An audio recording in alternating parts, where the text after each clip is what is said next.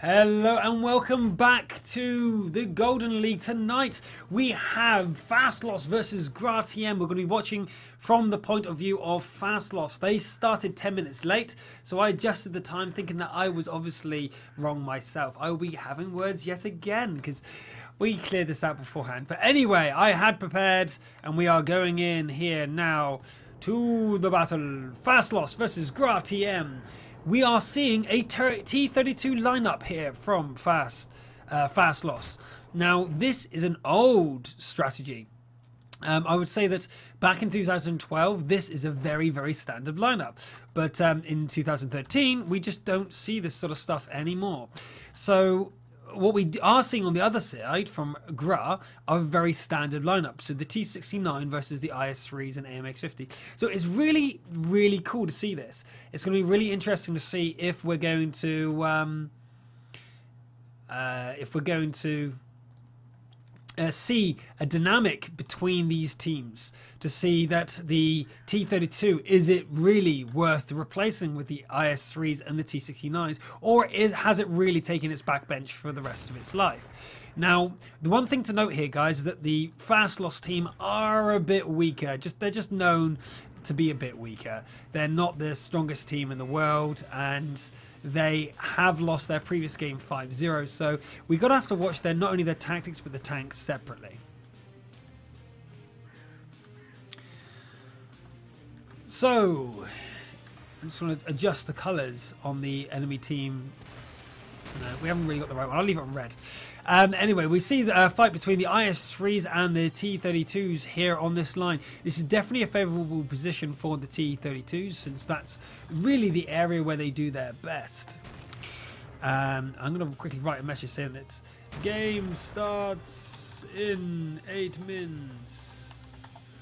Right, so you guys now know that the game has started because of the 10-minute delay, if you didn't realise, but the same thing we saw beforehand with the T69 coming to the top of the hill and aiming down, doing damage to the T32s. This is what caused the team earlier to totally rage quit on us and abandon their T32 immediately, and that was Power, I believe. So then we have Multi-Flunked and Wannabe going up to the top against the Apel, and the Apel was just holding back this entire force because we all know that the T1 is super scary and he's holding them all back. They must have all been spotted. The Apel would have gone out there and seen Spine and Wannabe, so they know that the AMX5100s are there. This is GRA-TM, guys. They're not the same as GRA, although they are related. They're just from two different areas. Ukraine is GRA-TM and it's Russia for GRA main team. So you know the difference between them two. So this is basically, you're going to see very similar tactics from this GRA team in theory. And there we go, we see the T1 go down of Apel. He went out a bit too far and Wannabe got them, but they did exchange him from Multi-Fruit of GRA. Yeah. So we'll see if anything happens down here. We've seen that Soplek has taken a lot of damage from the T69 from up top of the hill, so that was unfortunate for him.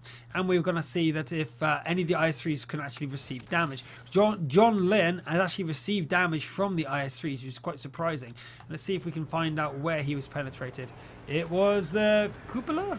No, it was actually through the turret. They managed to miss the mantle and him through the top of the turret. So that was a pretty good shooting there from the IS3.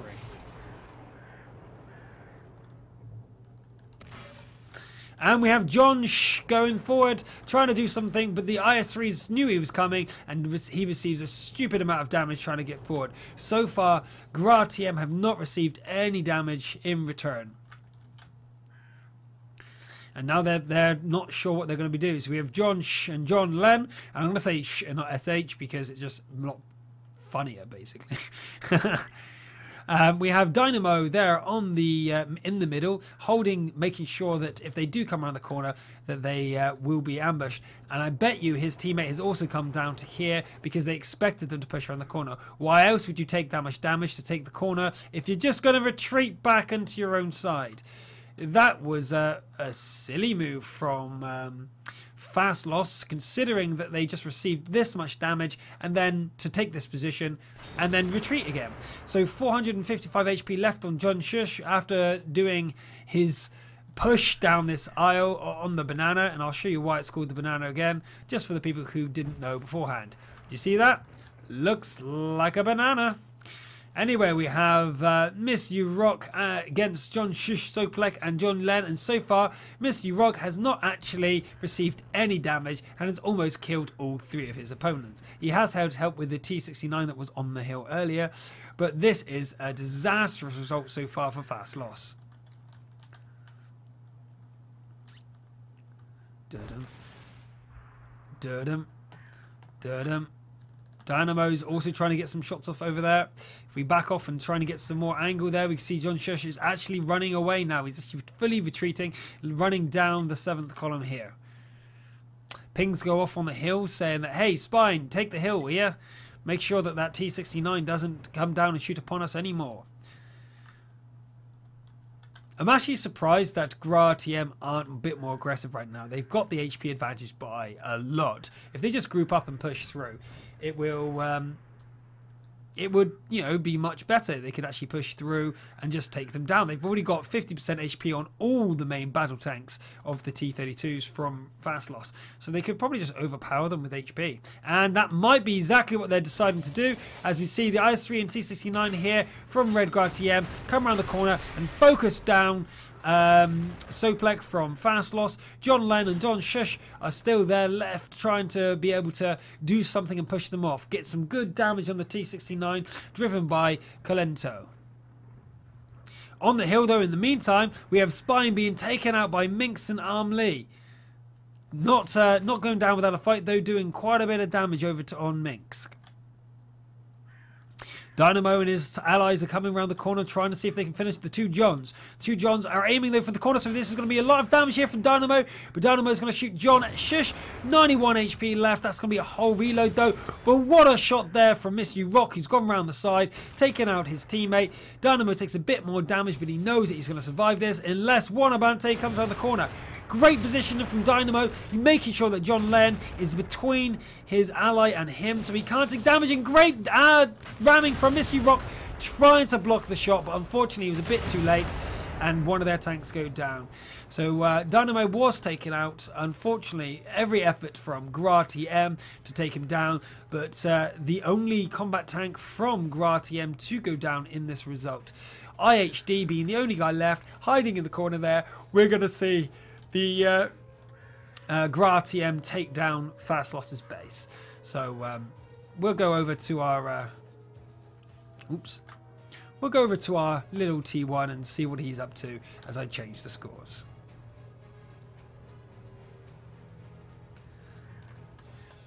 Fast Loss needs a point. If we can see, this is another team that so far hasn't scored, and they really do not want to do a 5-0 again here. Just picking up 1 game would be enough to stop them being dead last in the league. And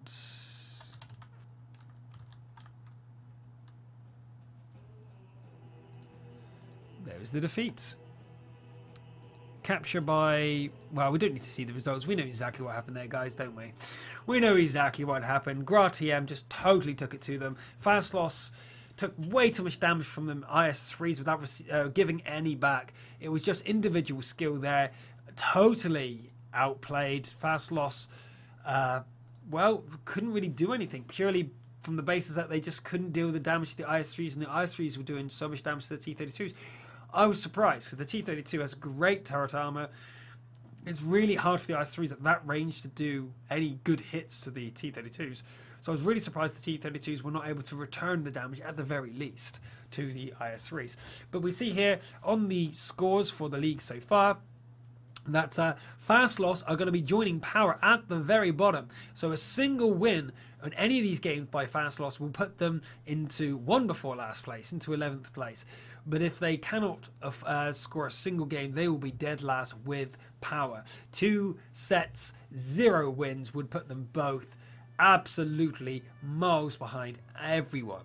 Not totally out of the league yet, of course, but not a good position to start. GRA, however, if they get all 5 of the victories here, would be on 8 victories and 6 points. Would put them dead second, and that would be fantastic for them. And they're probably very eager to do that. So I can't imagine them holding back here, and they're going to look to get all 5 victories.